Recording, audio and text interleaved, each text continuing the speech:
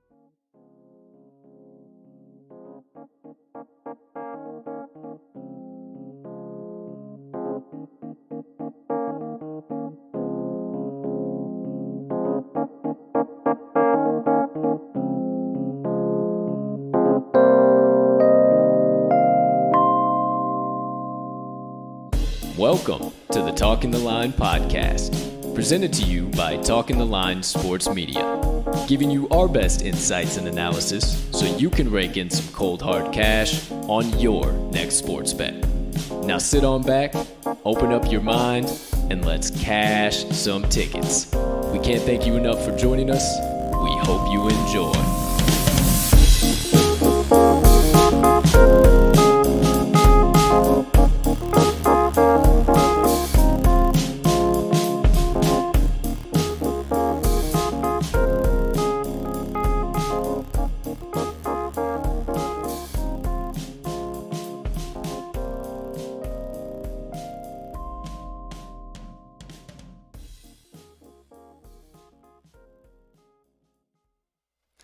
Good Good morning, good afternoon, good evening, and happy Labor Day, ladies and gentlemen, degenerates, gamblers, Tampa Bay Buccaneers fans, fans of the NFL Shield, NFL bettors, fantasy football players, anybody I might have left out, far and wide.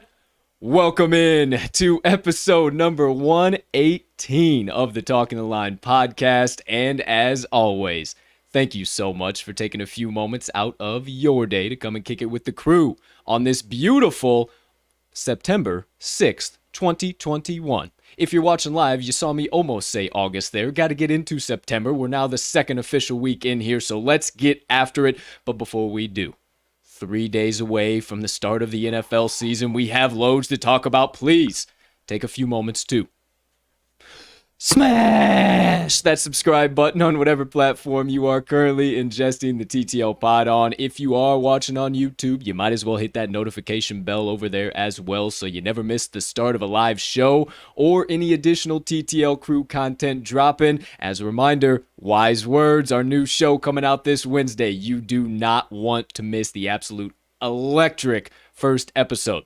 Next item up on the docket, if you could be so kind, you can find it in your heart. You got a couple extra seconds. Hit that like button, leave us a comment, leave us a rating, jump on over in the live chat if you are watching live. We can't tell you how much we appreciate it when you do, and it only helps us make TTL Sports Media bigger and better for each and every one of you. Last, but certainly not least, head on over to this episode's description where you will locate the Talking the Line link tree. Within that link tree, you will find all of the TTL crew's social platforms, our additional content, and the TalkingTheLine.com website so you can consume all of that, however and whenever you please. Ladies and gentlemen, and beautiful people all over joining us today, I am your humble host, Colt 45 Soroka, and I can't thank you enough for choosing to stop by the Talking the Line podcast. As always, give us your support, your following, and get some stone cold analysis, info, insights, and everything in between. We have a loaded NFL special edition season preview on tap for you today, but I keep saying we. I keep saying crew. I keep saying us. I haven't yet brought in the second half of Talking the Line Sports Media. The man that sits to my left on every episode of the Talking the Line podcast, the co-host of the TTL pod, now the co-host of the Wise Words pod, the resident cheesehead himself, the man, the myth, the degenerate gambling legend, Mr. Riley RMags Magnuson. Partner, how you doing over there today, pal? My man, who could be better on this fine Labor Day? After a beautiful weekend of college football, a little bit more on the deck tonight, and of course, NFL football is in the it's in the sights. It's on the horizon. We can't wait, and we're dancing over here. I can't help myself from dancing, and just in the middle of my day, just thinking about it because it's going to be electric. And there's a certain team that we're talking about today that's going to be playing on this Thursday night, my friend. Oh, you best believe it, and that is the Tampa Bay Buccaneers. Well, now no longer Q because A.Q. Shipley has, looks like, retired from the NFL, but he is helping out on the side down there in Tampa Bay, a little coaching. But yeah, we got a load to talk about today. But before we do, coming off of a beautiful, beautiful weekend of college football, we had the college football special edition on Friday. Pretty much gave out picks for every single doggone play and every single game. Went pretty well overall. Friday went really solid. Yesterday went really solid. And then Saturday was kind of a wheel-spinning day. So our guest on Wise Words actually told me something very wise, and you guys will hear it soon, but he said, never chase your losses. You're only one day away from going 4-0. And man, oh man, is that the truth. Every single time we get to talk to somebody new, it just refines those betting skills just a little bit more and makes us just that much better. So we can't wait to bring Wise Words to you. And we have plenty of other announcements and updates to get to here at the end of the show. So make sure you stick around. We'll have RMags Sidebar, some banter, a little bit of additional back and forth, some updates. And then as always, I got you covered with my motivation minutes. It is quote of the month time. You better be ready. This one is hot and heavy, and we got a couple different perspectives coming on this one. So make sure you stay tuned all the way to the end. You need a little extra inspiration, motivation, get you started on this Labor Day week. All that being said, let's get into today's season preview. Today's team of the day, ladies and gentlemen, I know you saw the title. I know you saw the man, the myth, the legend, Tom Brady on the YouTube thumbnail if you did click on there. But let's get things straight so we're all on the same page. Today's team of the day, the Tampa Bay Buccaneers. Now, there's an awful lot of people that do believe that they are going to see Tom Brady, Bruce Arians, and that whole squad back in the Super Bowl again this year and hoisting that Lombardi trophy. If you do follow us on Twitter, you saw the beautiful Lombardi toss there as our gif of the day. But we got loads to talk about. We'll have the full team breakdown. We'll have the full schedule predictions. We'll have the full season betting preview. And then we'll give you our best fantasy advice and start, stash, or pass. So 4 loaded sections coming at you today. And it's time to get into section number 1 of the day. The entire team breakdown for the Tampa Bay Buccaneers. Now, all that being said, we're going to kick it off as we always do. I got offensive losses, and Mags will have offensive additions. We'll go through the entire offense, give you some 2020 numbers and our 2021 outlook and predictions. We'll do the same for the defense, talk a little bit about the coaching staff, and then we'll get into the schedule on the second segment. So let's dive deep into this one now. First things first, ladies and gentlemen, the key losses for Tampa Bay Buccaneers going into 2021 here. They didn't really let all too many guys go. As you know, they have officially returned all 22 starters that we saw in Super Bowl 55. Unheard of in this era of NFL. So absolutely crazy that they were able to do that. But that all being said, they did let a few guys go. Anthony Auclair, tight end. Joe Haig, right guard. Earl Watford, right guard. The aforementioned A.Q. Shipley, center, but he still is helping out down there in Tampa Bay. Kenyon Barner, LaShawn McCoy, and T.J. Logan, all running backs. Obviously, you know some of the names in there, but those are all running backs they let go.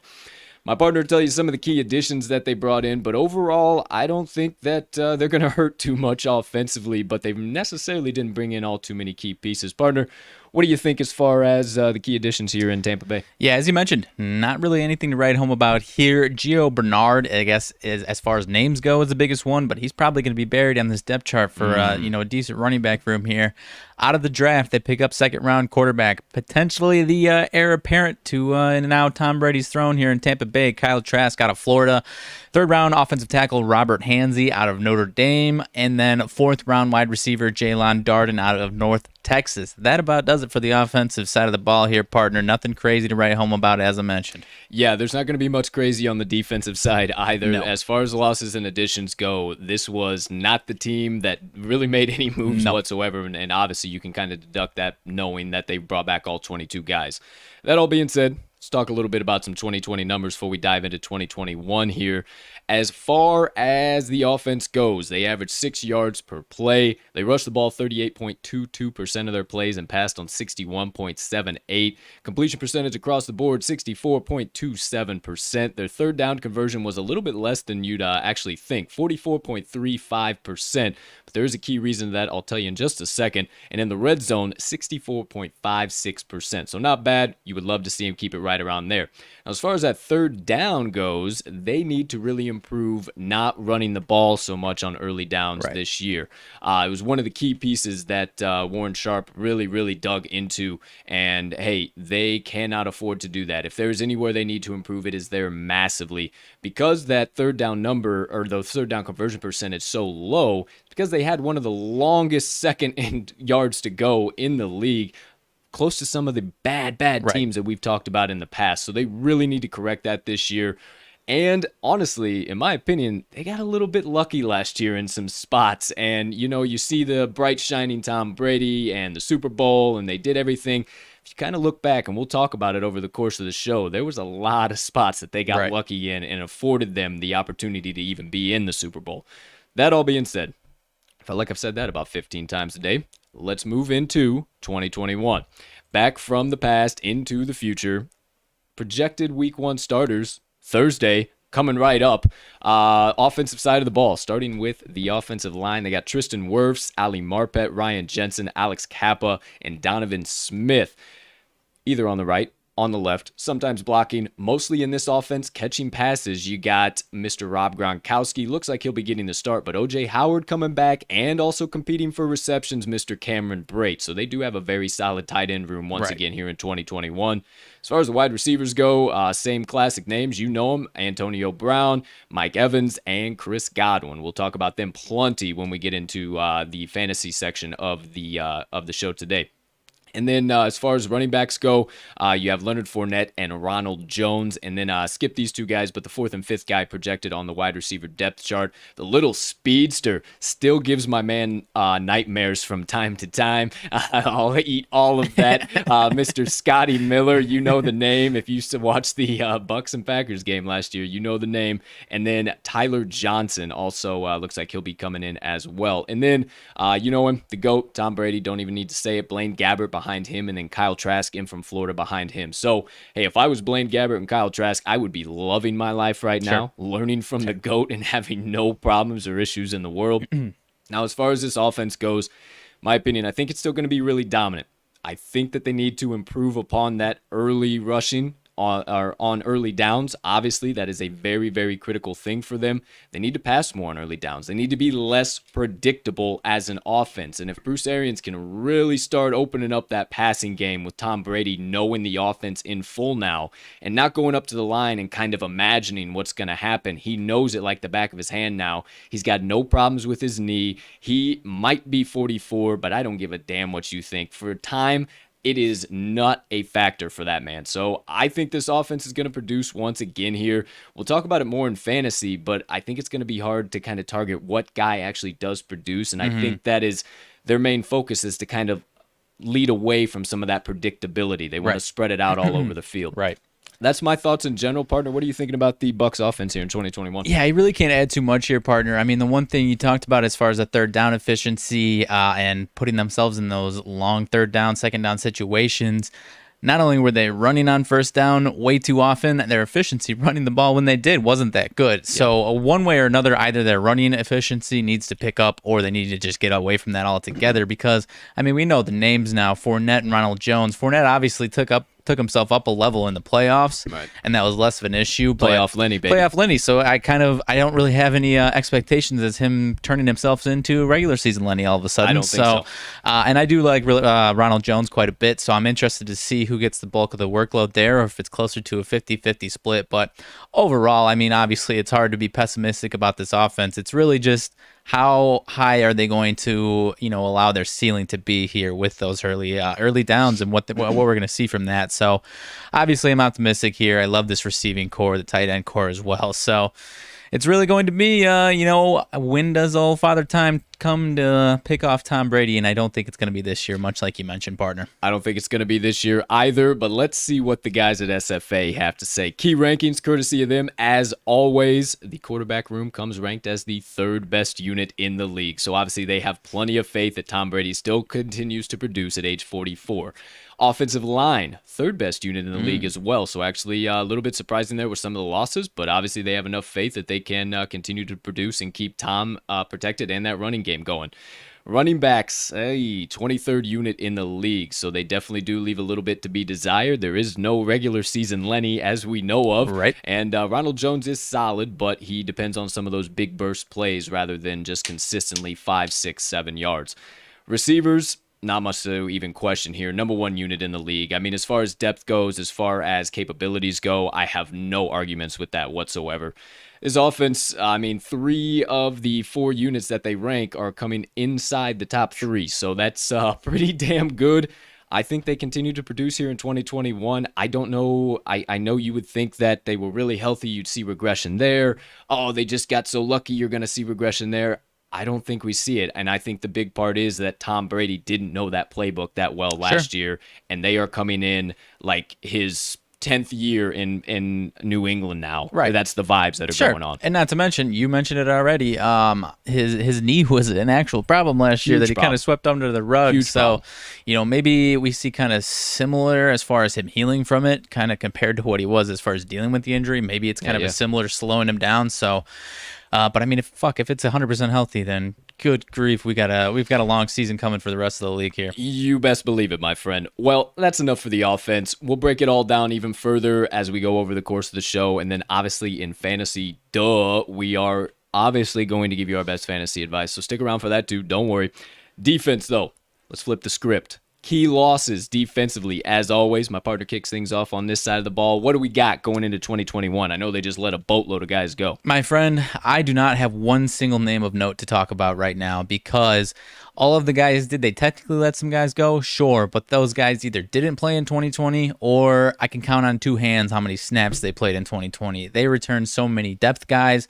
I did not write one single guy down because they are that irrelevant. All of the guys that they even let go have been cut from the teams that they went to. So these guys are completely irrelevant, partner. This defense, in my opinion, is quite possibly going to be scary here. Oh, it's going to be very scary, and it's going to be one of the better ones in the league. Yeah. And before I get into the key additions, really not anything to note there either. I totally forgot. Hey, happy Labor Day. Hey. Cheers to you. Cheers to you over there. There we go. If you're sipping on that black elixir of the gods, take a nice swig, and let's get back after it. Oh, chow, please. that Joe is running good this morning. All right, here we go. Back into it. Key losses or key additions for the defense. I apologize. Nothing really to note here either. Joseph Jones, linebacker, and Antonio Hamilton, defensive back, out of a free agency. In the draft, they added a few guys who actually look like they might be some solid depth pieces here to make that defense even more dominant. They added Joe Tyron, defensive end out of Washington, KJ Britt, linebacker out of Auburn, Chris Wilcox, defensive back out of BYU, and Grant Stewart, linebacker out of Houston. Now, if you know this Buccaneers team at all, and if you know any of those names at all, you know the serious depth that they just added to the pieces that really didn't need depth. No. They were already good. And I think that they added the key pieces that they really need here if they were to do anything. Yeah, I mean, Joe Tyron coming in, not having to shoulder that much of a load here in year one, just learning from these guys on this defensive line while also being a great depth piece is scary to me, man. Oh, absolutely. I could not agree more. Now, I do have some opinions on that as well as this defense in general. But before we dive into that, 2020 key numbers from the defense. They allowed opponents to average 5.1 yards per play, so pretty damn solid there. Opponent completion percentage, you'd like to see it come down a little bit, but they didn't allow an enormous amount of either air yards or yards after the catch, even with this 66.96 completion percent. Opponent third down, very solid. Keep it right here, boys, 41.25%. And then in the red zone, not too bad. Sub 60, 59.38%. So if you can get that even closer to 50, sign me up for backing this Bucks defense every doggone week and is one of the best fantasy defenses in the league. But hey, I won't get ahead of myself. We got the fourth segment to cover all of that. Back to the projected week one starters. Holy shit, it's week one, ladies and gentlemen. This is only 3 days away, so it looks like the defense will be exactly the same. Jason Pierre-Paul on the left side of the line. Vita Vea next to him on the inside, who turned into one of the most dominant interior pass rushers last year. He got injured. Obviously, it showed widely when he got injured, and I think that he comes and picks up right where he left off in 2020. Ndamukong Suh, obviously that probably just sent chills down your spine because it did mine as well as a Bears fan, playing him on the Lions back in the day. Yep.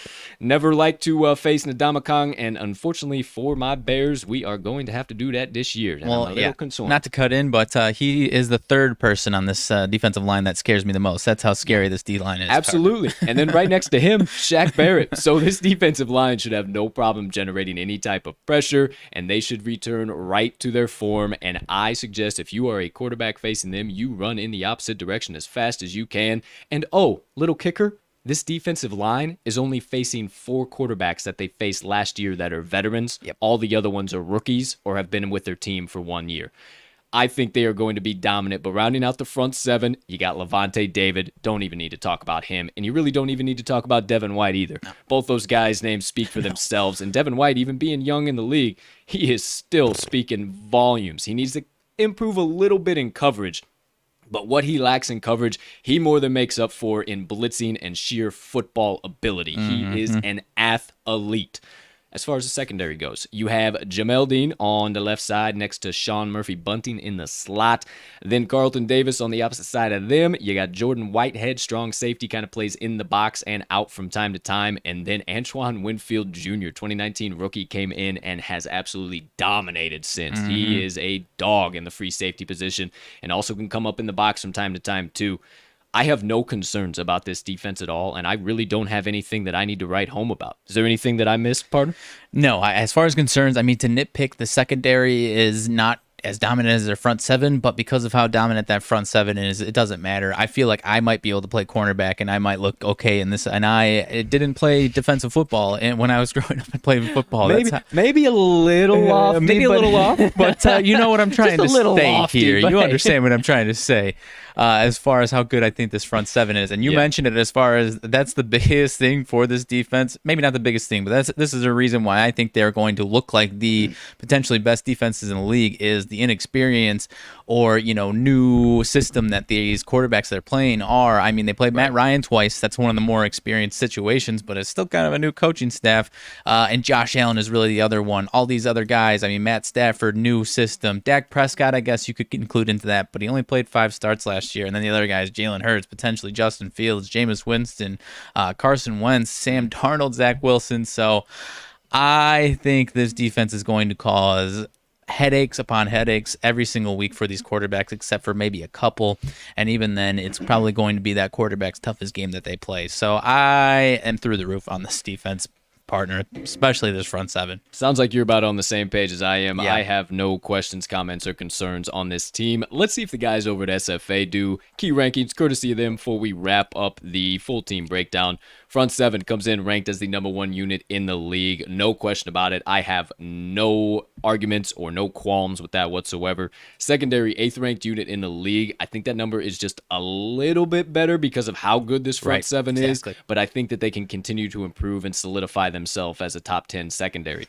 Now, talked all about the defense. Let's briefly touch on the coaching staff returning all for their 3rd full season together. You have B.A., Bruce Arians, Byron Leftwich, and why am I blanking? Todd Bowles, my man. Why am I blanking on Todd Bowles? I was saying T. Todd Bowles.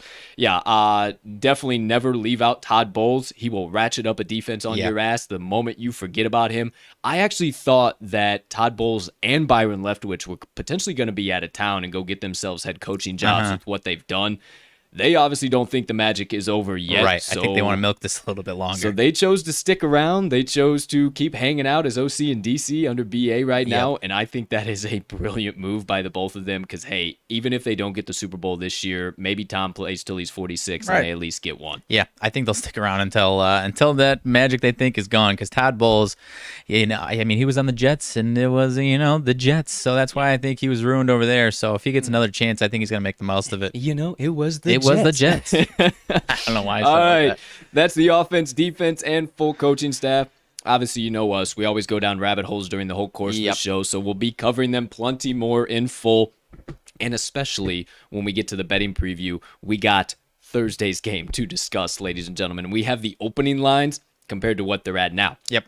So that all being said, let's move into the second segment of the day, the entire schedule breakdown, and our full predictions. Okay, everybody's got to know it first. Week 9 bye week. You thought I was going to drop some crazy information. It's just a week 9 bye week. That's it. That's all I wanted to say. It is a negated bye week, though. The team they play is also on a bye week. All right. Well, we will definitely cover that, too, once we get to the end of it with rest and prep, but I appreciate you being on top of the ball there. As always, we won't go week by week. We'll save that for the betting preview when I dish out the weekly lines, weekly totals, all that in between. So let's start things off with our full predictions here.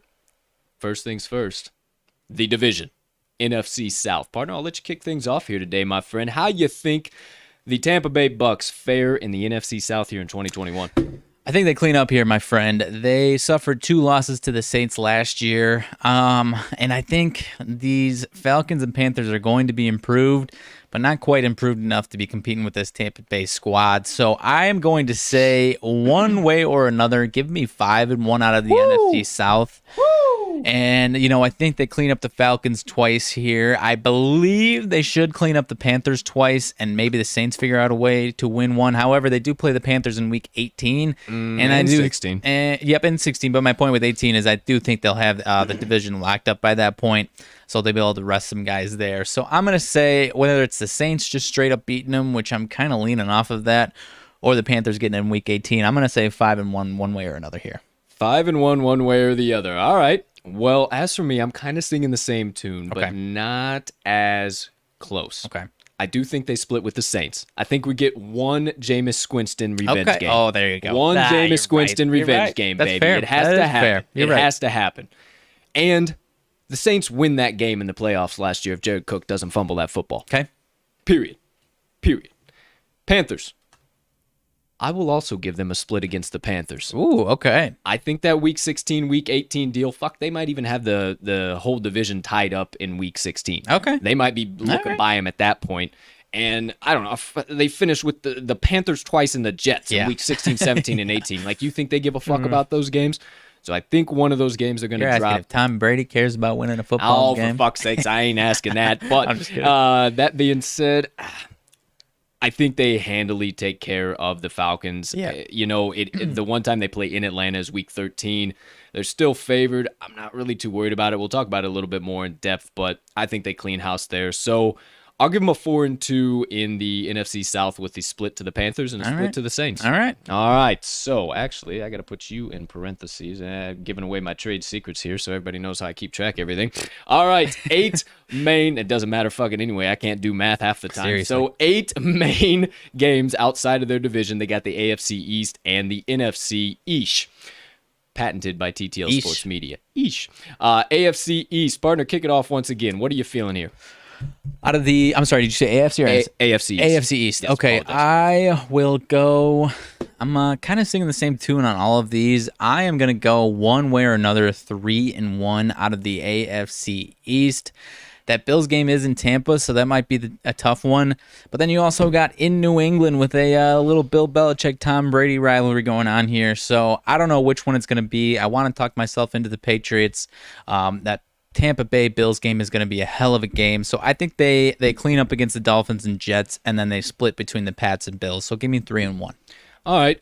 This just popped into my head. If you needed to question my fandom at all, we don't even play until Sunday night. Ladies and gentlemen, I'm already rocking the shoes. Hey, shout out Mama Bear for the shoes ahead of the season. We got some good fucking luck coming in here, pal. I don't think you got Packers flip-flops, huh? I got Packers socks. Who's fan? I got Packers socks. Not on me right now. I wear them about once a week. Not on him. All right. That all being said, hey, saving it for fucking Sunday. What are we talking about here? You can tell that it is going to be a fun Bears-Packers season going on the me. TTL pod. Oh, you fucking wish. Just wait. No, I'm not going to wish that on Aaron Rodgers. I'm sorry. I was going to wish something really, really bad, and I'll never do that. Okay, so back to the fucking prediction. Sorry for the rabbit hole. AFC East, ladies and gentlemen. I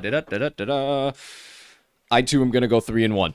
I do think that the Patriots are the game that they lose. I do not see Bill Belichick allowing Tom Brady and Bruce Arians to beat him 2 years in a row. If he's got his full bag of tricks, he's pulling out. He's going deep into that bag of tricks. Oh, it's only in week 4, and he's got that game about triple circled, and he's been circling it since he picked up Hunter Henry and Jonnu Smith in free agency. Just to say, hey, Tom, I got 2 more tight ends that are badass now. How you feel about them? I think that's how it happened. So 3-1 for me. That's how Bill talks. For sure. Hey Tom. I got 2 new tight ends. We're gonna run up and down the field on you. Everybody just do your job. That's all you have to do. Just do your job. Like 80% Bill Belichick, 20% Coach O. That's what that was. I still got Coach O in the brain. All right, into the NFC East. We are getting going here. All right, into NFC East predictions. As far as it goes from me, I don't think they have any problem with the Giants. They have no problem with the Eagles. And I do not believe they have any problem with the Star on Thursday night. I'm still kicking around, taking them at the -7.5. I do think that's where I'm leaning just because I think Dak Prescott and that offense are going to spin the wheels a little bit more than we're anticipating here to start because this Bucs defense has no flaws in it whatsoever and no question marks in it whatsoever. So I got him 3, and then the football team is intriguing to Yeah. me. I always am interested in what is the football team going to do. That game is in Washington in Week 10.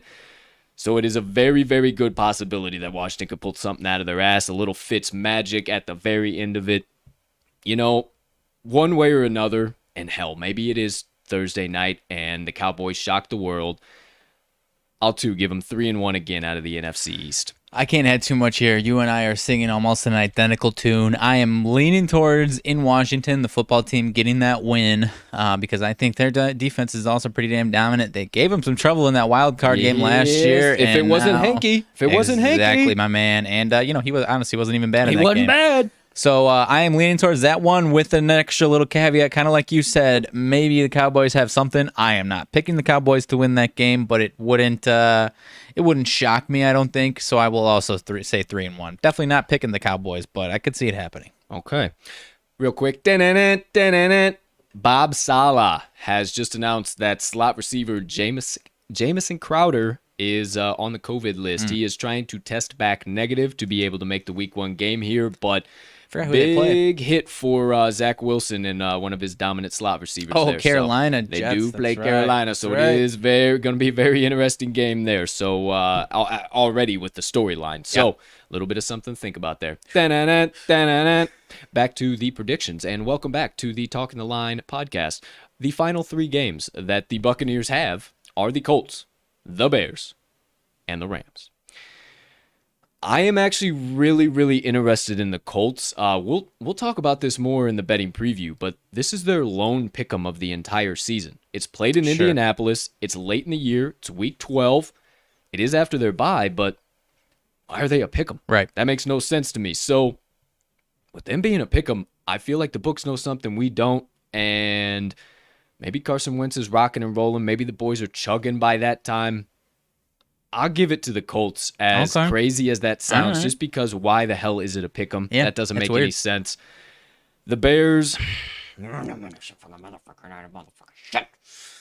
they get the win over the Bears, and they are 1-1 now. And then as far as the Rams go, that is their lone game that they are an underdog on the season. It's only by a point, but I could very easily see in them riding a high horse here, Week 1, Week 2. Oh, we're cruising in, and then they come and get smacked right in the mouth in Week 3 in SoFi Stadium. So one way or another, just because I'm very, very interested in those outside 2 of the 3 are where it's a pick'em and they're dogs. So I say one way or another, they got to go 1-2 in those games just because of how the books have it priced. That's my betting knowledge coming into that one. Fair enough. As far as the Bears are concerned, I'm going to give them the win over the Bears. They in Tampa Bay, they're going to want that lick back. They are absolutely going to want that lick back. They're not going to let them. If it was in Chicago again, maybe I could see it getting muddy, but that was my reason. Yeah, out in Tampa, no thank you for the Bears. I'm giving them the win to the Rams in Week 3.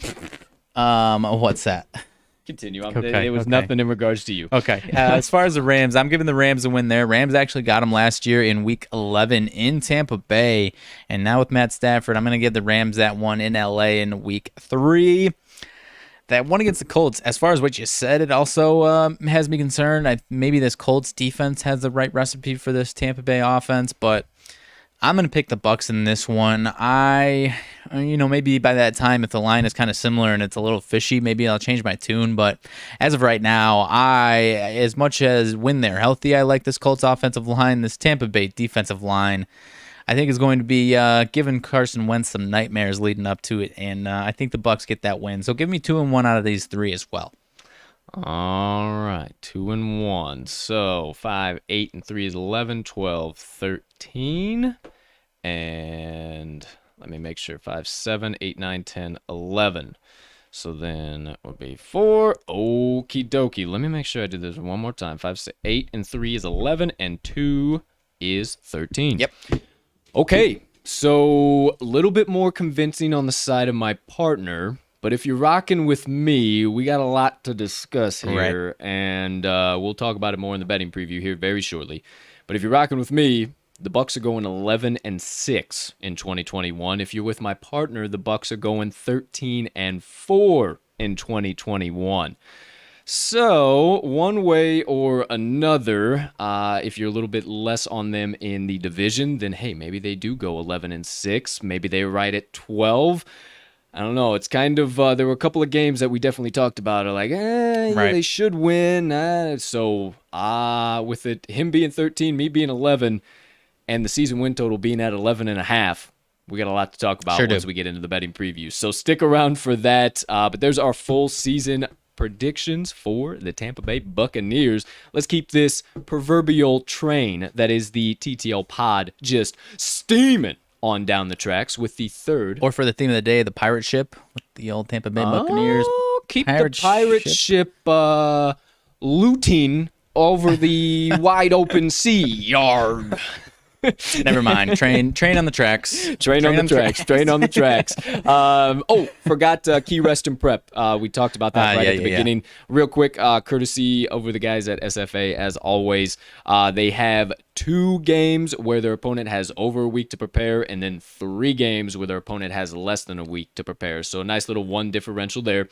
The Buccaneers have 2 games where they press play, where they play on a rest disadvantage, and then 4 games where they play on a rest advantage. So +2 differential there as well. And then they do play 2 short week road games, and they play 1 game off a road Sunday night or Monday night football game. So a little bit of something to think about. I know you got your eyes locked on those games. What do we got for them? Yeah, as far as that short road week one, kind of pushing me maybe to the side of that Colts one. That is one of the short week road games. They're home on Monday night against the Giants. Giants actually gave them some trouble last year, but this one's in Tampa. But more importantly, they go to Indy on that short road week, so maybe I'm leaning more towards the Colts in that one now after looking at that one. Maybe Mags comes over and he goes 12-4, and we got 12-5. 12-5. I apologize. I can't do math worth a damn while we're live on the show, but you all know that at this point if you're part of the TTL faithful. But 12-5, 11-6, that makes it even more interesting. But yeah, those are the 2 actual rest disadvantages. The Giants on Monday night off the Giants bye, and then going into that short road week versus the Colts. Okay, so now you officially know everything going on for the schedule. Let's get into third segment of the day, the entire season betting preview. You got that right, ladies and gentlemen. We are back to cashing gridiron tickets. We had a hell of a weekend as far as college football goes. I don't know why all of a sudden I had just been getting kicked in the nuts repeatedly this entire MLB season. And the last 2 days I've decided to bet MLB. I've missed 1 out of 6 plays on both days, so 2 out of 12. I don't really understand where it's coming from, but hey, if we're going into the playoffs and I'm cashing tickets on them, let's keep it rocking and rolling. But we're here to cash gridiron tickets. Mainly today, discuss how many tickets we're going to be cashing on the Tampa Bay Buccaneers. Now, before we do all of that, and before we go week by week and give you everything, we got to go back to 2020 real quick. We got to discuss how they were against the number. How did they do against the game total? What, in general, was this team when it came to profitability? Well, I'm so glad you asked, because I'm here to tell you first things first. In 2020, the Buccaneers had an average line of 4.8, actually exactly similar to the team we covered on Thursday, the Seattle Seahawks. You might wonder, why in the world did my paper just fly out of nowhere? It's because we got a nice fan rocking and rolling. The wonderful landlords of the TTL production studios decided it was a great time to shut off the HVAC unit. So just so we don't sweat our absolute dicks off, we have done so. So thank you very much, guys, for that. We really, really appreciate it. I hope you're watching out there maybe at some point in time. Thank you so much. Back to 2021. Hey, thanks so much. Thank you so much. I appreciate it. Down to 2021. They are favored by an average of 5.6 points. I already told you a little bit of this, but they're favored in 15 games, and they are dogs in 1 game. And then they have that pick'em that we've talked about a lot now against the Colts in Week 12 coming out of their bye. And then in 2020, as far as against the number goes, let me get just a quickie sippy of water. Oh, yeah. Didn't do a little break in between there. So 2020 against the number. The Buccaneers were 9-6 with an 11-5 straight up record. They were 7-5 ATS as a favorite and 2-1 ATS as a dog. At home, they were 5-2 ATS with a 5-3 straight up record, 3-2 ATS as a home favorite, and 2-0 against the number as a home dog. On the road, not very good against the number, break even 4-4 ATS, but they did have a 6-2 straight up record. We'll see if that holds firm this year. Fans coming on back into the stadium, and we saw it in week 1 of college football. Home field advantage matters. And it doesn't damn near matter as much in college football as it does in NFL, because there's a lot of stadiums that are nowhere near as big as the NFL stadiums, and they are still pumping out decibels. Mainly my Charlotte winner over Duke on Friday evening. Yeah, that atmosphere was a wild It one. was bananas. Either way, I just had to get a quick jab for that TTL showdown. Jesus. You were jabbing me left and right on Friday, so I had to get one in here on Monday's show. That all being said, they were 4-3 on the road as a favorite, 0-1 on the road as a dog. So something to think about there too. Maybe that Colts game and that Rams game are the games to target. As far as game totals go, they had an average line in 2020 of 49.5. They've ticked it up a point, them being the Bucks in 2021 to 50.5. As far as 2020 records go, they went 8-7 overall over under. They were 4-3 to the under at home and 5-3 to the over on the road. Now, as far as a favorite and as a dog, these numbers do include playoffs. They were 9-5 to the over as a favorite and 4-2 to the under as an underdog. You know I love him. You know he loves him. I know you love him too. A good old-fashioned Sunday teaser, baby. You better keep adding the Bucks to your teasers, ladies and gentlemen. 6, 7, and 10-point teasers respectively. 12-4, 13-2, and 15-1 for the Bucks. So no question, you need another extra leg. Add to that 10-pointer, get it into that plus money Pauly section, as I always say. Make sure you add them old Tampa Bay Buccaneers. Most definitely. All right, that does it. Everything from 2020, everything you need to know about. Let's move back into 2021 and talk about the weekly lines. Now, we gave you our predictions, so I think a lot of these, too, as we go through them and talk about them, they're going to either solidify our positioning or might even make us change our opinion just a little bit here. So, that all being said, Week 1, this Thursday, 3 days away, start of the NFL season. They are now 7.5-point favorites against the Dallas Cowboys. They opened up as 6.5-point favorites. So, key numbers are very important. It might have been good to lock them in very early on, and maybe the Cowboys keep this right at 7 points. Week 2, they come in as 9.5-point favorites. Down to -8. Down to -8-point favorites against the Falcons in Week 2. Very interesting there. Week 3, we already talked about that. That is where they are underdogs against the Rams in LA, only by a point though. Week 4, they're laying 3.5 on the road to the Patriots. Give me the Patriots plus 3.5 and their money line. Yeah. I love every bit of it. Week 5, they are back home. They welcome in the Miami Dolphins, so nothing crazy there as far as welcome in opponents either across the country or whatever the case might be, but they are laying 7.5 points against the Dolphins, so a little interesting there with how high a lot of people are on the Dolphins. Right. Week 6, laying another touchdown and a half against the Eagles on the road. Then they come back to Tampa Bay, laying a touchdown and a field goal, 10 points to the Bears. Bear down. Week 8, they're laying 2.5 points on the road to the Saints. And Week 9, they got their bye. Nice breather, and we get back into 10. They are laying a touchdown on the road to the football team. Give me every bit of those 7 points, and I might just be crazy enough to hammer in the damn money line because I predicted they win it. I think that is way too many points for as good as I predict this Washington football team defense to be. And we might just have a pick from the first guest of wise words in regards to this Washington football team. So stay tuned for a clip coming out on Twitter and all of our other social medias here very, very soon. Now, Week 11, they're also laying a touchdown and a field goal to the Giants. I would take that -10 in that spot. Yeah. Week 12, though, the pick'em against the Colts. Give me the Colts, I think. I think they get that winner chicken dinner. Week 13, laying 4.5 on the road in ATL. And then Week 14, they're laying 4 against the Bills in Tampa Bay. Week 15, they're laying a touchdown, this time against the Saints in Tampa Bay. Week 16, they're laying 6.5 on the road to the Panthers. Week 17, they are giving 8.5 to the Jets in New York. And then Week 18, they come back home to Tampa Bay, close out their season as 6.5-point favorites against the Panthers.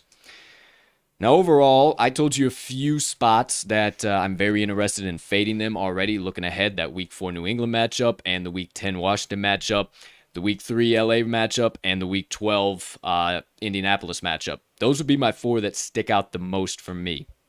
Outside of that, I think the Bucs are going to be really, really, really profitable against the number again.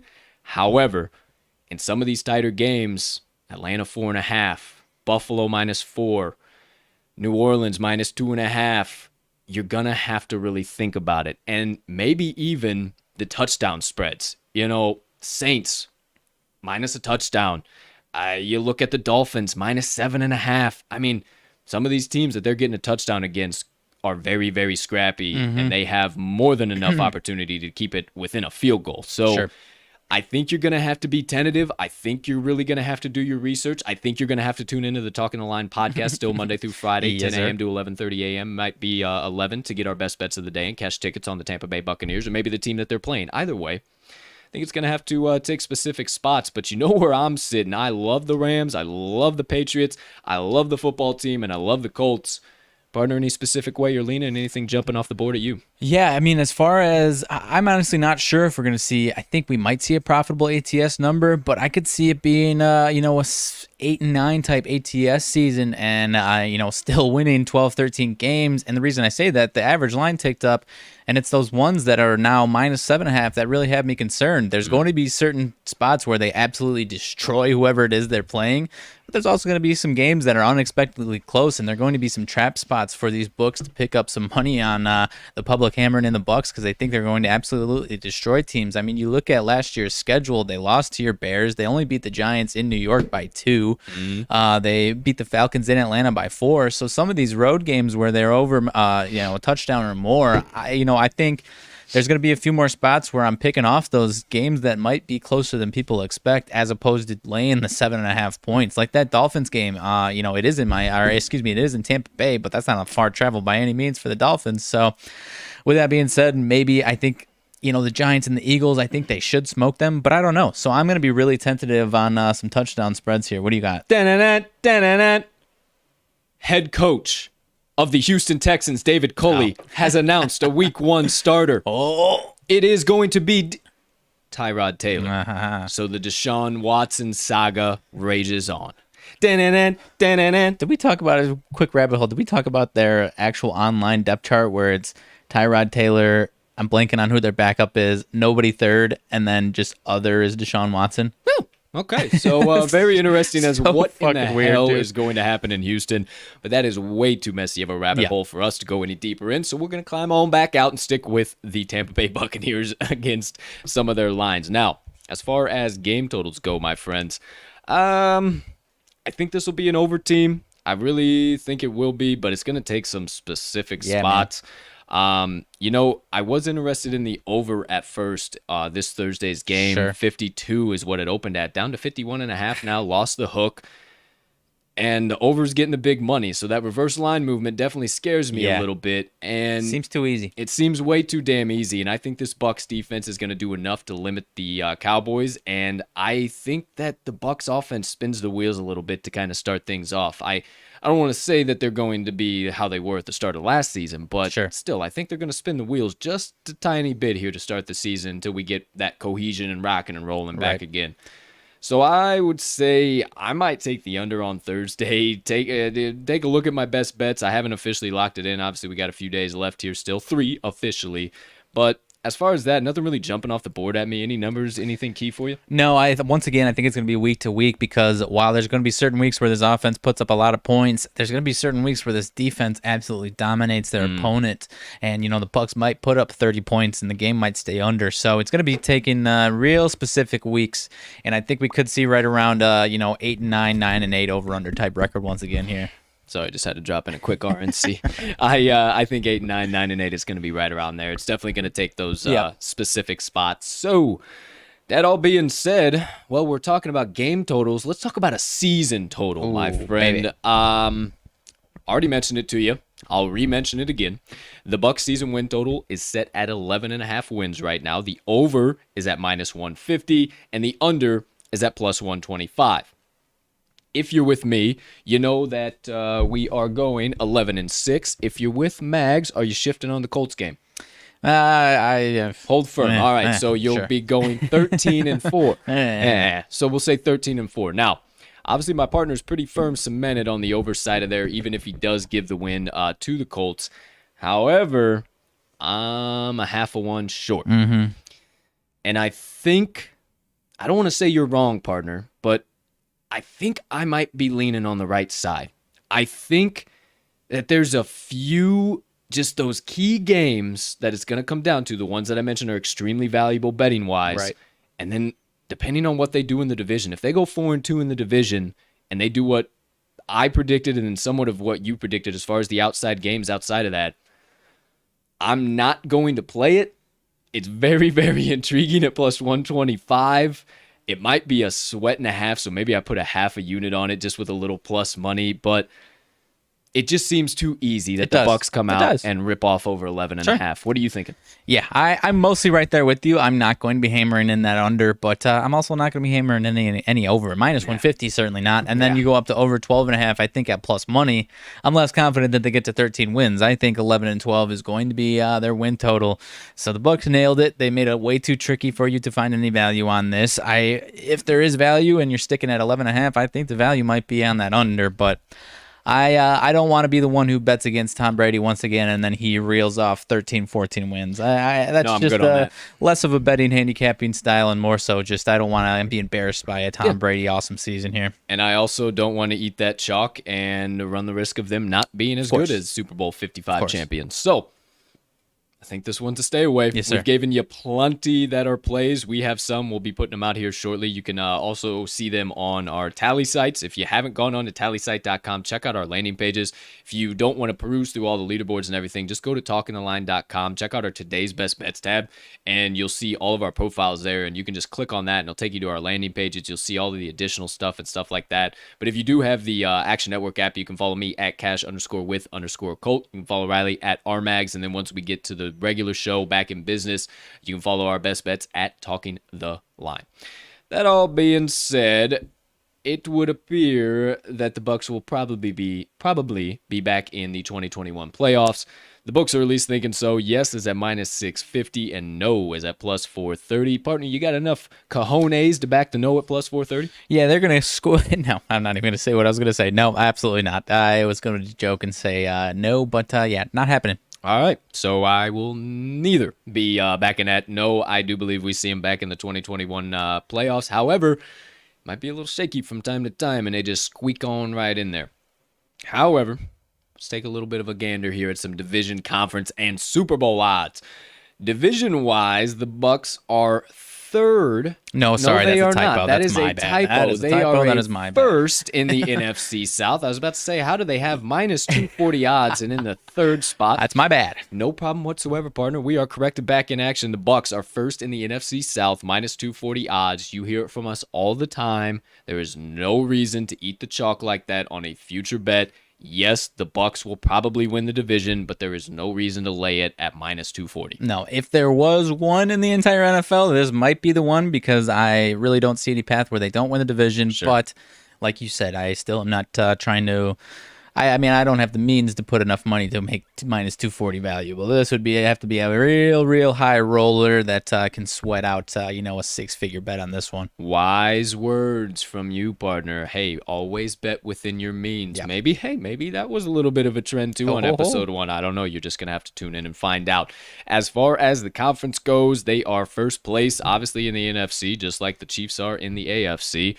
Plus 300 right now to win the NFC, and my pick, Los Angeles Rams, baby, and I think that they get the job done. Honestly, I just keep coming back to that. And as high as we are on the Bucks, as much as we like them, I think the Rams get the win in the early season, and I think they see each other again in the postseason, and yikesy-kapikesy, that's when the old Rams get the job done. Okay. I'm going to stay away from this one. Obviously, I'm a giant Packers fan, so I wouldn't hammer this in. But even aside from that, trying to be unbiased, even take me You're a fudge packer? Yeah. But I don't think plus 300 is enough value for this one, just because I think there are other teams, like you mentioned with the Rams, the 49ers, the Packers. I think there's too many teams that are going to be in this conversation that are not that far away from the Bucks, and might even be just as good as the Bucks. So I really don't think this is very valuable here.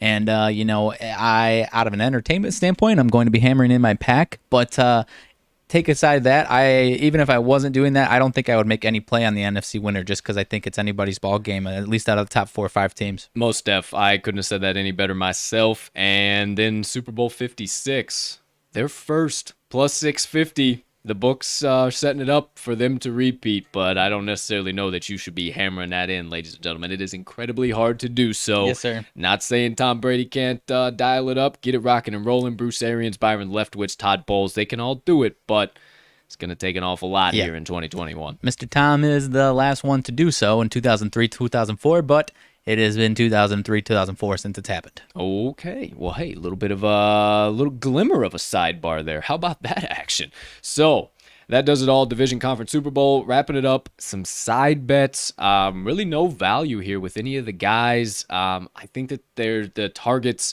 are going to be spread out all over the receivers. So I don't think you can really target touchdowns or any type of reception or yardage.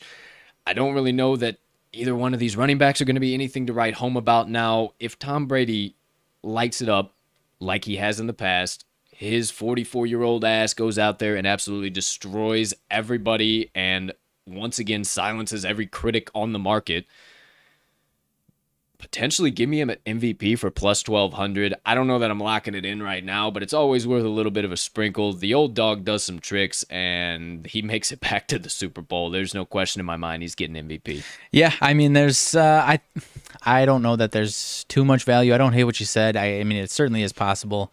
I think there's going to be too many guys that are going to be passing for north of 45 touchdowns. He had 40 last year, much to a lot of people's surprise. Well, I mean, maybe not your surprise if you're still back in Tom Brady week in and week out. But I'm not going to be hammering this one, partner. But I do have another one on this list that I am interested in here. Oh, Right. I Next see. page of the list. Next Yes, page, sir. you added a little something under my nose. All right, so Chris Godwin over under 1,075 and a half receiving yards.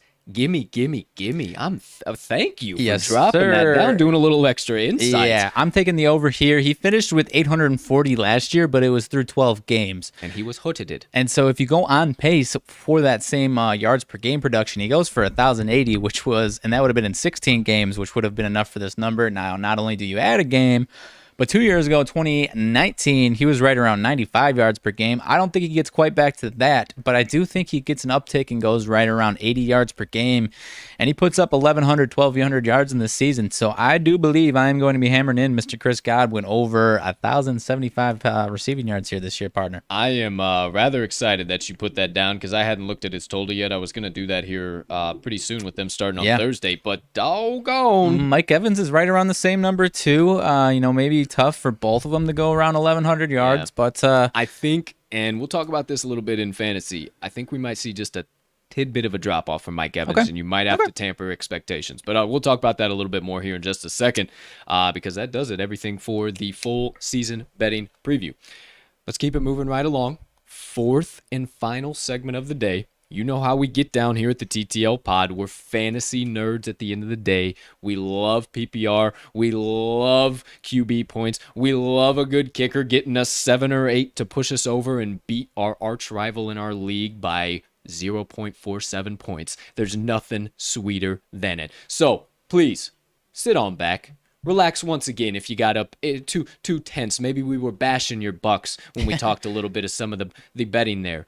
Relax. We're going to give you some good value here. As far as fantasy goes in the fourth and final segment of the day, start, stash, or pass. Okay, partner, kick things off here. First things first, QB room. Tom Brady and the other two, I'll mention them, Blaine Gabbert and Kyle Trask. I don't think either one of them are worth a stash in my mind, but I'm interested to see what you're thinking about the GOAT. Are you targeting him in your draft? And if so, are you starting, stashing, or forgetting up what I'm saying and passing on him altogether? No, I'll be interested in Mr. Tom Brady this year. He was actually number 8 quarterback fantasy points last year. I think that's probably about the ceiling, somewhere between 8th and 12th as far as fantasy points this year. Now, that doesn't mean that he couldn't be an MVP caliber player. Some people are saying, oh, he's going to be a top 5 fantasy quarterback. Probably not. That's just not the way that this offense is run as far as racking up those fantasy points. So I think he's going to be right around. Actually, maybe he should be right around where I draft, but typically there's at least one Tom Brady homer that goes a little too high on him. And Mr. Scoot. Yeah, there's a certain person we know, but regardless, I think he'll be right around there, and he should be week to week have some solid value. There were a couple games that were a little concerning that I looked as far as his under 10 fantasy points that you might be a little concerned about, but overall, I'll take Tom Brady once again this year. Yeah, I definitely supplant him in the QB1 tier. I'm not all too worried about him still producing at a high level, but it is going to have to be that late round, and I think there's always that one guy in fantasy teams or fantasy leagues that is more of a Tom Brady homer than he needs to be and drafts him way too high and then kind of gets bit in the ass for it. So I would definitely try to get some Tom Brady insurance though, because we're not betting on Father Time catching Tom Brady, but whether it's this year or the next 5 years, it's only a matter of time before you need that insurance. So might as well get it while you can. It is always worth a thought. I appreciate you mentioning that. Now, as far as the running backs go, are you starting, stashing, or passing altogether on Ronald Jones and Leonard Fournette here in Tampa Bay? I would be interested in stashing both of these guys. I'm less interested this year because we just don't know who's going to be getting the bulk of the carries, and I think it's going to be, once again, closer to a 50-50 split. And while they certainly both have value, you just don't know who's going to be the guy that scores double-digit points, who's going to be the guy that scores single-digit points. Are they going to run all over teams? And both these guys have value. So for the most part, I'll stash them just because, obviously, if the other one gets hurt, then the other one has a lot more value. And, one of them will still be a nice desperation play. But for the most part, I'm not too interested in these guys just because I think it's going to be a little inconsistent from week to week for both of these guys here. Yeah, in my fantasy notes over here, I wrote in big bold letters, avoid. Okay. I put Jones in the RB2 tier. I put Fournette in the flex tier. I put Bernard in the flex tier.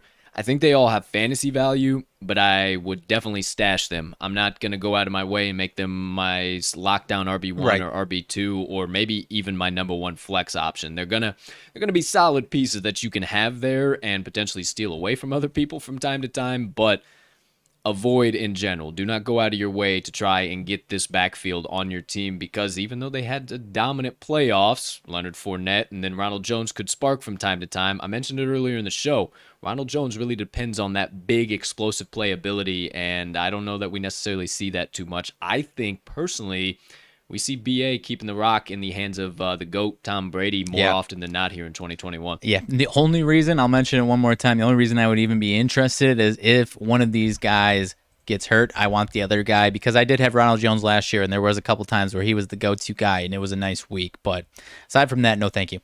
All right, as far as the wide receivers go, now I made a pretty brash statement just a little while ago, so I got to kind of back that up now. I mentioned it in regards to Mike Evans. I just don't know that he's going to consistently produce wide receiver 1 numbers like you need. I believe he's going to be a dominant wide receiver 2, but I think there are going to be weeks, more often than not, that Tom has to either target Chris or he has to go in the direction of all the tight ends, and he might not have but 2 catches for 47 yards, and he misses a touchdown by 3 feet, and they don't target him again. Okay. That's not something I'm trying to live with, and I think across the board for this receiver room, the receptions are going to be hard to come by. I don't really know who's going to go off from week to week. I don't know sometimes Scotty Miller might slot the hell in and put up 25 points because he's got the hot hand. Maybe AB has the hot hand and he's burning them out of the slot. Maybe Godwin has the hot hand, he puts up 250 and the other 3 guys put up 1.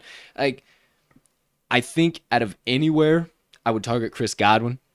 He would be my lockdown wide receiver 2, no question about it. But as far as wide receiver 1 value, I think maybe that ship has sailed just a little bit here in Tampa Bay. So I'm not going to be targeting them as my wide receiver 1s, but I will target them as elite wide receiver 2s. And I would put definitely Chris Godwin, then Mike Evans, and then a little bit of a toss-up between what we see between AB and Scotty Miller this year. Scotty Miller impressed the hell out of me. I had him as in my flex spot from week to week last year, and I really like Scotty Miller. So might be targeting him in the late rounds once again. That's my thoughts on the wide receiver room. Partner, are you lining up with me or are you a little bit different? A little bit. I think I am a little bit higher than Mike Evans than you are, but Chris Godwin still is my number one choice out of here. Evans was a number 11 fantasy receiver last year, 15.5 average, but Godwin missing those games, I don't know what his final ranking was, but he had a 15.9 average, so he did have a higher average than Mike Evans, and I think we see that again, so Godwin would be my first target, but, kind of like you, I know you weren't super low on Mike Evans. You're just kind of talking him down from being that bona fide number one receiver, and I kind of agree with you there. I think there is still some potential. If you're taking Mike Evans, you're really hoping that he becomes that huge red zone threat again and is scoring a ton of touchdowns, because that is certainly possible. But, kind of like you, as far as maybe those catches and yardage being a little bit lower, and maybe he has a week where he doesn't get in the end zone, maybe he does have a bad week, so I'll certainly take him as my wide receiver too, so I guess I am pretty close to you here. I'm a little higher on Antonio Brown than you are. He had a 14.6 average last year. If he's playing the whole season, I might be interested in taking him. He seems like he's slipping in drafts, but maybe Scotty Miller comes up and bites him. He only had 6.4 average, but kind of like you're saying, maybe that improves, and now he's more of a focal point in this offense. So I'll let you take up Scotty Miller, and maybe I'll take a flyer in AB. But, I think there's some value here. But like you said, I think wide receiver one might be a little out of the question here. Absolutely. And obviously, that's all my opinion. I have not gotten that from anywhere. But what I did get and what kind of led me in that direction is per Warren Sharp, courtesy of this man. I mean, he has the best info out there. Last year, Evans posted career lows in targets with a 6.8 average, receptions 4.4 average, and yardage with only 62.9 per game. And not to mention, he only had 4 wide receiver one scoring weeks. Okay. So you cannot depend on a guy to be within a wide the receiver. same team, within their team? Okay. Yeah, 4 wide receiver one scoring weeks across the board. Okay. Yeah, just how his point scoring, Right. he made it in the top of the wide receivers in fantasy. Okay, I got it. So I didn't know if it was like throughout the league or like within their team. Throughout the league. No, throughout the entire league. So yeah, as far as standard or PPR scoring across the entire league, if I didn't make that clear, 4 wide receiver 1 weeks across the board. So if your wide receiver 1's only giving you 4 weeks that are wide receiver 1 production, kind of tends to think he's going to fall into that elite level wide receiver 2. So there you go. There you have it. Just something I wanted to mention as to why it kind of led me in that direction, why I think we just see a tidbit of fantasy reduction here from Mike Evans. Now, partner, I'm very interested to hear where you're leaning here with this next positional grouping, the tight ends. We got Rob Gronkowski, we got Cameron Brate, and now coming back after the injury in 2020, my guy, O.J. Howard, the juice. Are you starting, stashing, or passing on this room altogether? I'm not starting any of these guys. Gronk was number 8 tight end last year, 9.3 average.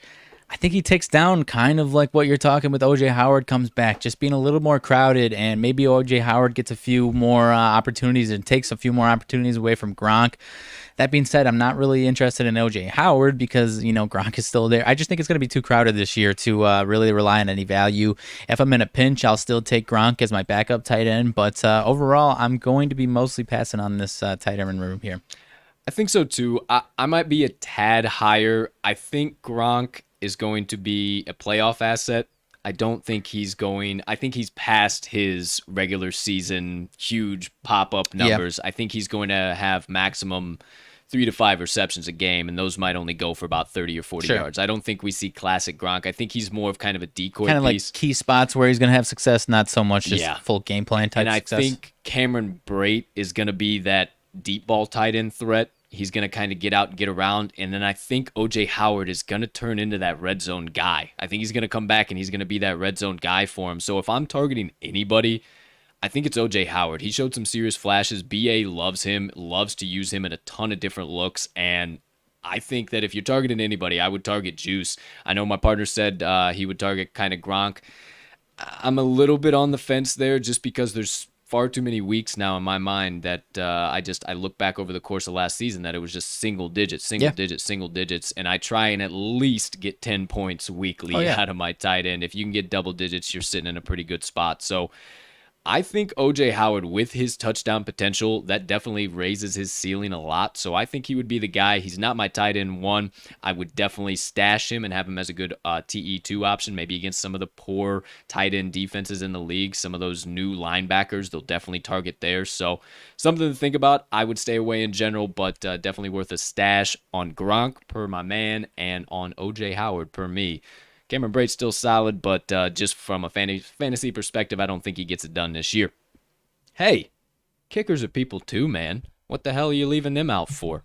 Well, we got kind of an interesting situation going on here. They got Ryan Suckup and then Jose Borregales, Jose Borregales, because that is just so fun to say. I can't even lie to you. That is just a fun last name to say.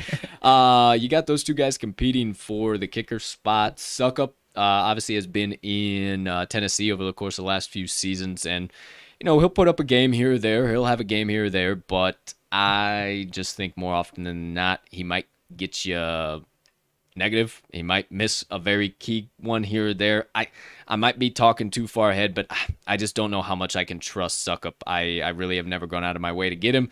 You might have a different opinion than me, but I've just never really gone out of my way. Yeah, I mean, I'm not going to go out of my way to get him. He was the number 7 kicker last year, so a lot of times with kickers, and like you said, maybe I don't know if I looked as far as like how many he missed, when he was negative, that type of stuff. So maybe if you're going that deep on kickers, maybe look at that. But, I typically just want a top 10 kicker. Sure. And if he's going to be in that conversation again, if they're going to be putting this offense in position to score, then sure, I'll take Suckup once again here. Sure enough. And we've said it about 50 times over the course of this show. But defense, you starting stashing or passing, partner? Starting most definitely. They were actually number 7 last year, and I think they're going to crack into that top 5. In addition to not being only really, really good, but also kind of what we mentioned as far as some inexperience, whether it's quarterbacks or inexperienced situations for these quarterbacks, I think they're going to be a top 5 fantasy defense, and they might be worth you, taking a defense a little earlier than you're usually accustomed to, because I would not be surprising to me if this is top 3, if not top 1 fantasy defense this year, partner. How about you? I would 150% be on the same page. I don't really have much more to add. I think the turnovers are going to be pretty doggone solid. I think you're going to get a lot of production from there. I think you're going to get a lot of production from the sack department. And then I think this special teams rips off something here or there. Okay. I haven't looked in too deep as to who the returners are going to be this year, but I know they just got absolute speed up and down this lineup. And if for any reason they might feel like slotting in AB as a returner, the man still got a little bit of magic. Scotty Miller's in the mix too. Scotty Miller's in the mix. I mean, that's Tony Two-Tap. I do not go against Tony Two-Tap. No. He still's got plenty of magic in his feet. So, that all being said, that does it for the entire fantasy analysis, courtesy of the TTL crew in the 4th and final segment of the Tampa Bay Bucks season preview. Start, stash, or pass. Whoo! All right, my friends. All right, we have officially completed the Tampa Bay Bucks season preview. All 4 segments covered in full. If you missed anything, hey, this bad boy is going to be here all the way to and through the NFL season. We're only 3 days away now. I am absolutely losing my mind. I am surprised my head is not flown off my body. I am just buzzing at this point in time.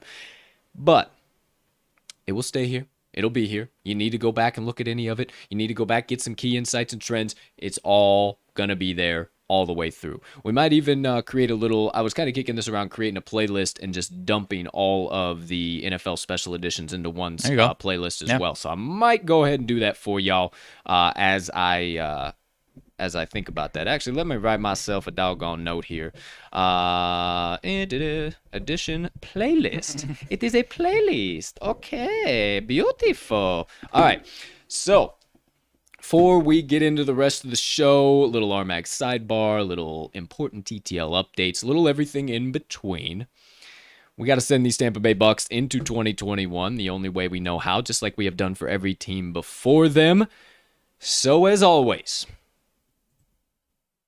to B.A. Bruce Arians, Byron Leftwich, and Todd Bowles, we wish you the best of luck on your historic run to try and repeat what few teams before you have done, and that is go right back to the Super Bowl and win it once again. 55 champions, 56 hopefuls, and it just so happens you got the quarterback at the helm that was the last quarterback to repeat in the Super Bowl. So if anybody has the chances, I like yours the best.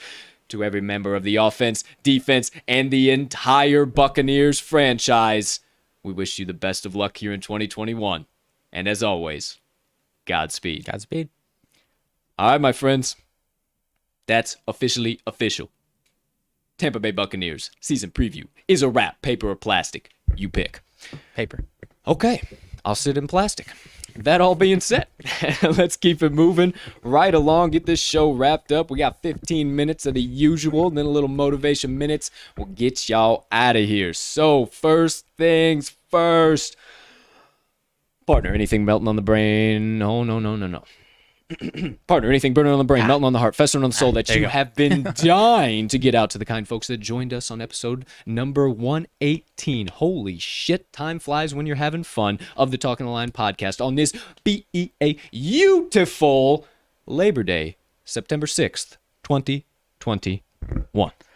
All right, my man. So I have been doing these, all-time stat updates, and there is a certain guy on this team that is at the top of them. I'm not touching him because we all know that he's in the top of just about every single quarterback category. Yes, sir. Because there's actually a couple of other guys that are pretty relevant, one of them being extremely relevant. Mr. Rob Gronkowski is actually 15th all-time in receiving touchdowns all-time with 85. Okay. Go I was ahead. going to take a wild guess. I was going to take a guess how many he had. No. How many do you think he needs to get into that top 10 though? He's 15 right now, you He said? is 15th with 85. 85. I would say he's got to at least get to 105 to get into the top 10. Top 10, it is right around 100. I believe actually if he gets it's top 10 is 100. I think two guys are tied for 9th right around 100. So if he has like 5-6 this year, I think he gets to 12th. But if he puts up a hell of a season or two, he's going to be right in that top 10. And he's already a Hall of Famer, but maybe he can get himself up in that record books. No kind doubt. of surprising here. Mike Evans is actually 82nd all time with 61 touchdowns. Wow. He's been a big touchdown threat. Wow. And, that's only 24 touchdowns away from 15th on the list. So if Mike Evans, even if, like you said, he kind of dips down, if he still puts up 8 touchdowns a year for, a few years, he's going to be right up in that top 20 list himself. And he's only like 27, 28. I wouldn't put it past him if he gets up there. And he's been with the Bucks his entire career, right? Yep.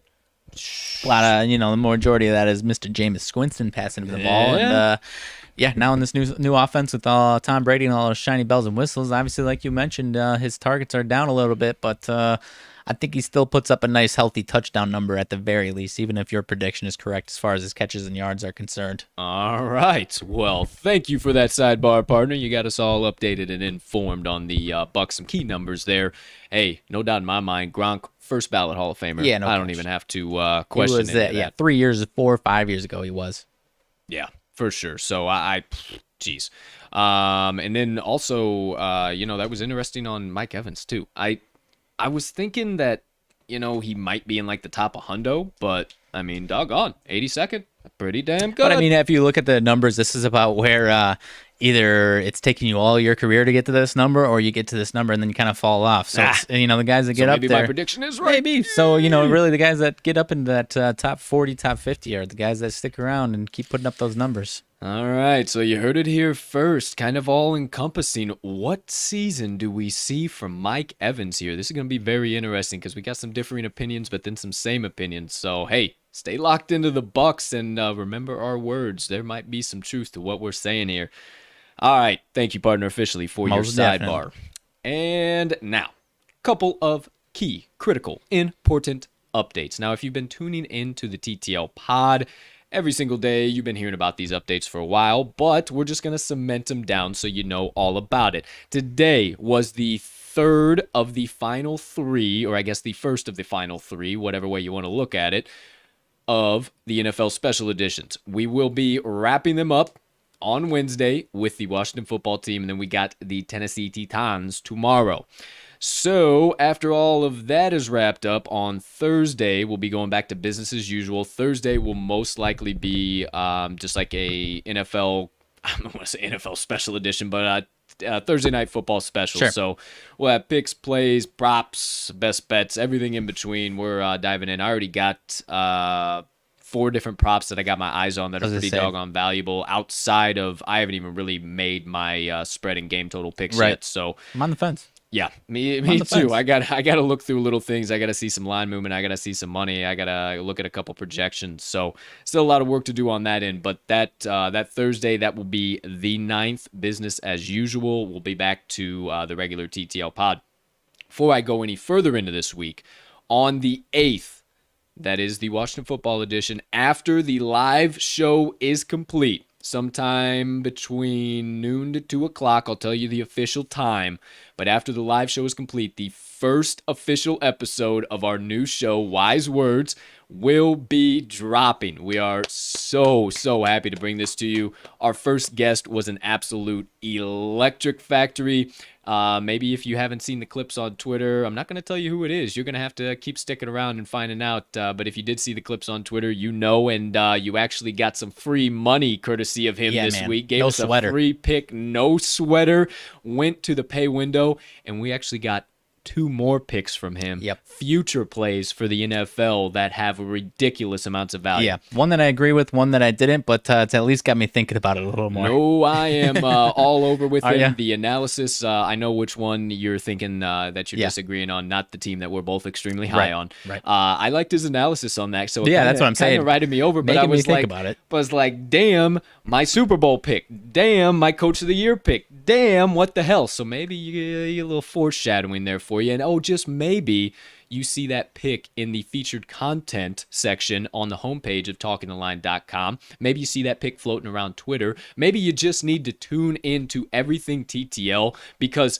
ladies and gentlemen, I have been telling you for the last, I don't know. What do you think here? At least since we've been going live. Yeah. Since you've been seeing our smiling faces Monday through Friday, 10 to 11:30, I have been saying, please, come on board the rocket ship. We want you with us. We want you hanging out. We have a special seat reserved for you. I also have been saying we are nearing closer and closer and closer to orbit. Ladies and gentlemen, we have touched the atmosphere, and the boosters are about to engage. So I suggest, if you haven't got your tether rope firmly secured to the rocket ship, please toss it on up. We'll slap it down, and we'll make sure you make it to the moon with us, because we are hammering the fuck down. We've got seats on board. We've got ropes flying off so you can, we got everything. And we have extra oxygen tanks so you're not going to lose your life when we enter the atmosphere. I promise. You got to get on now, though, because we are about to go through the absolute roof. And every one of you that has been with us from the jump, our tight core, our niche, you know who you are. We know you by name. We talk to you outside of the show. That's what we want. We're not suits. We're not some men in the high castle. We love to talk to you guys outside of the show. Sure, this might be our profession. Sure, we might be professional sports analysts when you might not consider yourself that. But we still want to connect with you. We still want to build those relationships. That's what we do this for. To make the sports gambling industry and community bigger and better and stronger, and it's only getting bigger and better and stronger day by day. So stop wasting your time. Stop going to all these random pages that don't even have avatars, and they're stealing plays. Like, boys and girls, I'm not going to get into that rabbit hole, but please look at what you're following and liking before you follow and like it. I mean, I know we're a couple of dumbasses here, but for crying out loud, we're giving out winners. We're giving out stone cold information. And I mean, hey, if you just want me to tweet 2 words, I suppose I can, but I figure this brings a lot more value, you know? So, hey, tell your brothers, tell your sisters, tell your uncles, tell your mothers. I don't care. TTL Sports Media is for all. We are for the daily degenerate or for the first time better. We want to help you learn. You will never feel like a dodo bird here at TTL Sports Media. Just because you made a goofy play that we think you shouldn't have made, we'll help you correct that. And we promise that. So please keep coming around. Get on the rocket ship and let's go to the damn moon, because we have more shows coming, more content coming. Oh my gosh, we might have plans to see you live at a stadium near you. I don't know, but you just got to keep tuning in, because as I say every damn day, ladies and gentlemen, and it ain't no damn joke, you are soon going to find out that when Mr. Colt and now Mr. Riley take on something, we take it to 250%. Fuck 100, 150, and 200. We blow through all of that. There is no stopping. You are about to see huge things coming. So please, please, please stay locked in. That's all I can ask. You might enjoy a show from time to time. You might not. But I can tell you, you definitely will get good analysis and advice, and we're going to be cashing tickets. I might have to whip up a graphic of our rocket ship. I was thinking of ideas. Instead of like ropes, we could have like the roller coaster ride where they got the swings going around the giant carousel, and people are 50 feet up, just swinging on the seats. On the nose, you got its own little roller coaster track. Oh, it's gonna be. We got a ship and a half over here. We need to find an artist to draw this whole See thing what I out. can do. All right. See what you can do with some Canva. Yeah, little Canva pushing in there. Photoshop. Hey, It'll be a hell of a ship, baby. I was thinking a whole hand-drawn, beautiful little bit of something. Look no further. All right.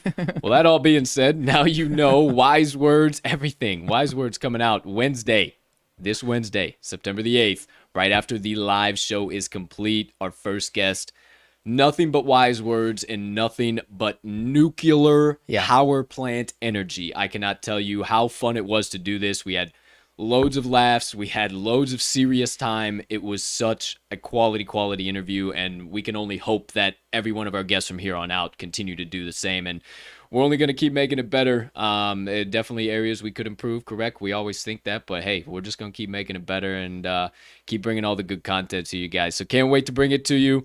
Last but certainly not least, this upcoming Friday, we will be back to full business as usual. You'll see my picks, Mag's picks, the special play of the day. We'll dive into a moneyline dice roll, and we might be skipping rants and reactions now. We might have a special side show for that. We could talk about all types of different stuff, maybe a 30-minute show completely on the side, so something to think about there too. But Friday will be the first official back to business episode, where it is just like you used to see before we started the NFL special edition. So just something to remind you there.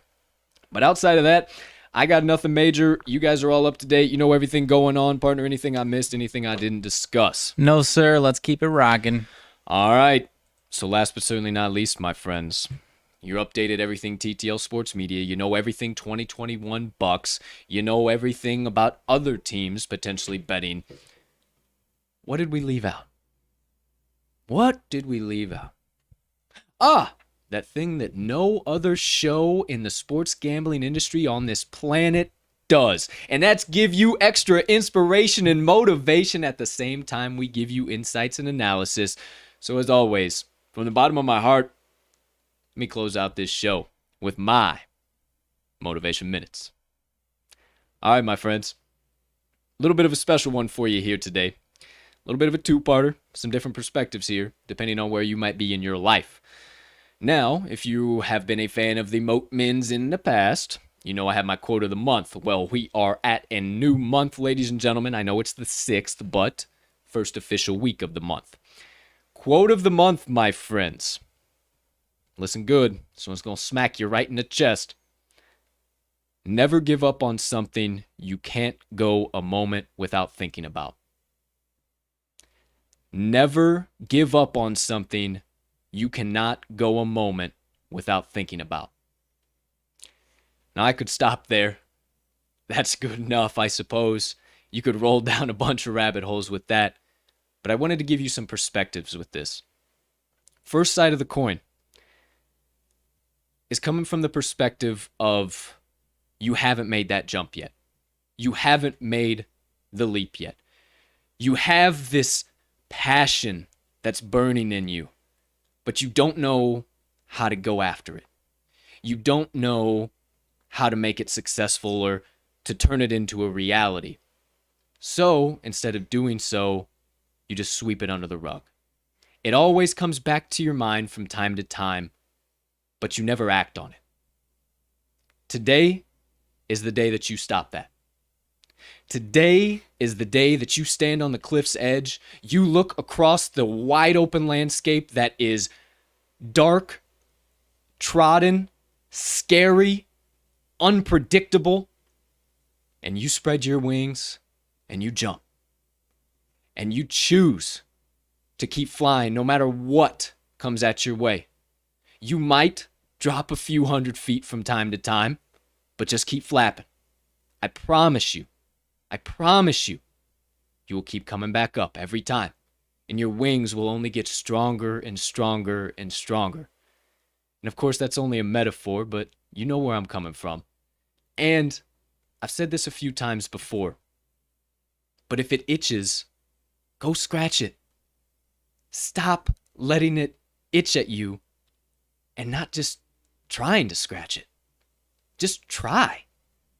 How do you know? How do you know you won't be able to do it? Far too often when we get to these points in our lives, we always find the why nots. We always go right to the, oh, I'm not as tall as my father was, so I wouldn't be able to be successful here. Oh, I'm not as smart as my mother was, so I won't be able to be successful here. Oh, I was never blessed with this ability, so I couldn't definitely go pursue that. Oh, I would never be able to refine myself. Stop finding the why nots of to why you can't chase every dream and passion that you have in this life.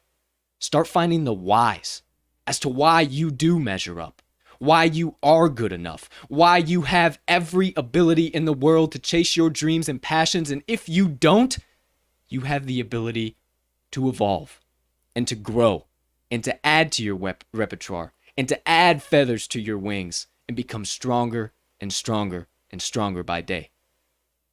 And that's perspective one. Flip side of the coin, we're already in the hallway. We already made the jump. You've been following my motivation minutes, you know my hallways. When one door closes, another door opens, but it's hell in the hallway. You're in that hallway. You're hitting wall after wall after wall. You're giving it your best effort, but it just seems that you're not finding that success. Maybe you are. Maybe you need to refine your version of success. Maybe you need to look at where you were, where you're at, and where you're going to be. Maybe you need to think about how much work you have put in to get to this point, and if you decided to give up right now, it would all be for nothing. Gave you a few metaphors or mental images to think about last week. And with the second part of this, I wanted to give you this. Picture yourself, and you might have seen this meme before, but picture yourself underground in a dark cave. You got an axe, and you got a lantern. That's all you have. You have ability to see, and you have ability to work. And you're picking away at that cavern, trying to find the diamonds, trying to find the gems, trying to find that success. And you keep going, and one day you just think, fuck all this pickaxing. Forget all of this. I'm tired. My arms hurt. The lantern's starting to go out. I gotta find more oil for the lantern. It's too much. I can't do it anymore. Meanwhile, above you, just only a few feet, someone is doing the exact same thing. And they're picking and picking and picking. And at just the moment that you decide to turn around and say, screw this, I'm done. I can't do it anymore. It's taken too much from me. And you turn around and walk, that man reaches the exact spot that you were at. And he keeps picking and picking and picking. And just at that moment, he finds the diamonds. He finds the gems. You are right there. You are so close, you don't even know. And if it is burning inside of you and eating at you every day as to why it has not happened for you yet, you are even closer than you might believe. Because in the moments where we feel the most pain, the most hurt, we deal with the most trials and tribulations, are those moments that the beauty is about to come. The success is about to roll forward. So not for me, for you. Don't give up. In the great words of Jim Valvano, don't give up. Don't ever give up. You have more to give. You have more to offer. You are worth it. You are enough. You are almost there. Promise me, promise yourself, you're not going to give up. So those are the two sides of the coin here today. And I know we got pretty deep. I know we went pretty in depth there. And I hope that hits you right here. I hope you're ready to stand on the cliff's edge and spread your wings and fly. I hope that if you're in that dark cavern and you're thinking about turning around, you're just going to keep picking. Not for me, for you. Never give up on something that you can't go a moment without thinking about. And that does it for my motivation minutes of the day. Good stuff as always, my man. I really don't know what to add here. I mean, you nailed it. Both the aspects of it right on the head. So I can't add too much here, my man. That is what I shoot for. So I shoot to be able to let you guys go down some rabbit holes, and I will keep doing these every single day. I will keep bringing these every single day. I don't want to say I'm a Swami. I don't want to say I'm a genius. I just take it upon myself to try and share some of the things that I have learned in this life and from others that I look up to and have applied in my life to help me survive this thing we call life. I'm not a genius. I don't take the credit for any of this. There is a much higher power working in my life and gives me all these things to bring to you guys. So keep tuning in. You need a little extra inspiration and motivation, and I will keep dropping down my motivation minutes. You best believe it. All right, my friends, 6 minutes past the regular hour. Just beautiful. Went a little bit longer on the moat mins there, but it was importante. That all being said, partner, one final check. Anything we missed, didn't look out, didn't find, what's going on? Jorge Masvidal wants to be a title contender again and also beat up Jake Paul and Logan Paul. What? Per ESPN. Sentence. So there you go. I don't think those two there. things really, at least not in the immediate future, don't really gel together there. No. I don't know. I don't know how to explain. Either way, there's your to close the show. To ask you a question based off that. Drop it on me. I'm the resident. Yeah, we know. Would he? There's no shot he's going through the same division that he's gotten his ass kicked against Kamaru Usman, No, correct? he's never getting a title Right. shot. Well, he might. I mean, they're giving Colby another title shot again, and don't give I don't me need that to. snooze I don't. fest. Yeah, I don't give need me to that see snooze Usman fest. Masvidal again. So does he? Is there a world he goes up or down a division? He could go down. Fuck. I know he would. The weight cut to 185 right or 170 right now is murdering He's basically perfect where he is But right now. what's as far he gonna as do? Try and run through 185 and then challenge Izzy at some point No. in time? Like it just, and even if he did blasphemous. make the jump, then I mean he'd have to go through Brunson right now. Yeah. He'd have to go through a lot of guys. Brunson's on his way to getting the title shot. Brunson's on a 5-fight win streak, Yeah. my friend, and He he is might be tearing next it the up. hell up. Now you got to remember that Izzy pieced that son of a bitch up, Yeah. left, right, I and mean, center to get to where he is 100%. now. I'm not saying he would But- beat Izzy by any means, but he is looking good, and I'm very, very interested to see what Derek does if he continues to improve and how fast we see him back, and if he is number one contender now. Couldn't really get anything out of Dana over the weekend. I always tune in right after the fights.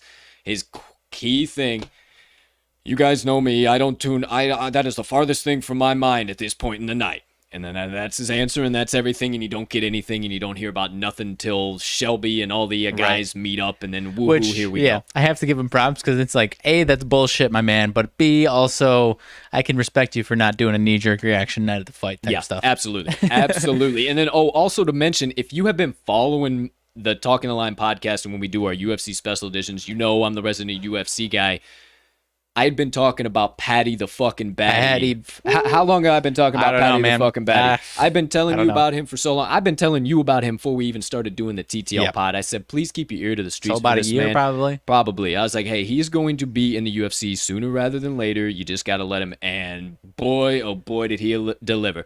The old Scouser there, yeah. Yeah, I mean, he is just an electric factory, man. I mean, some of the clips, and dude, I mean, the UFC rarely ever does this, but just the clips after the fight, they were following him all over the place and just trying to pick up everything he was saying. I mean, he is electric. The new man is in town. The next ticket seller for sure. Per Patty the Batty. So, all right, there's everything. All of our banter, all of our nonsense, motivation minutes, Tampa Bay Bucks season preview, everything in between. Time to put a cap and the cherry on top of the proverbial sundae that has been episode number 118 of the Talking the Line pod. Ladies and gentlemen, degenerates, gamblers, Tampa Bay Buccaneers fans, fans of the NFL Shield, NFL bettors, fantasy football players, anybody joining us I might have left out. Far and wide from myself and Mags. Thank you so much for stopping by episode number 118 of the pod. We can't tell you how much we appreciate all of your support and all of your following. Be sure to tell your friends, brothers, uncles, neighbors, sisters, everybody in between, because we are going to the moon, ladies and gentlemen, and you are not going to want to miss the trip. All that being said, we hope you have a spectacular rest of your Labor Day, unless you have other plans. Make sure to check out our best bets of the day on the Action Network app and TalkingTheLine.com so you can meet us at the pay window and say right alongside with us, let's cash some tickets.